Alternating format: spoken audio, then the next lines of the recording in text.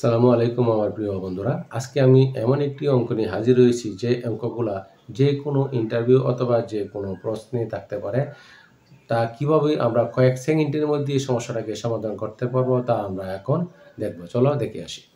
সেটা হলো ১ থেকে ১০০ পর্যন্ত সংখ্যাগুলোর যোগফল কত? তার মানে আমরা জানি ১ থেকে ১০০ র মধ্যে না ১ থেকে ১০০ পর্যন্ত সংখ্যাগুলোর মধ্যে ৫০ টা হলো জোড় সংখ্যা এবং ৫০ টা হলো বিজোড় সংখ্যা।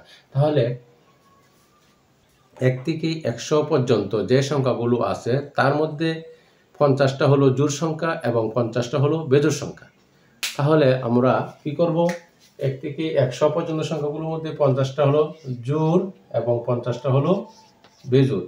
তাহলে ১ থেকে ১০০ পর্যন্ত সংখ্যাগুলোর সমষ্টি হলো ৫০৫০। আশা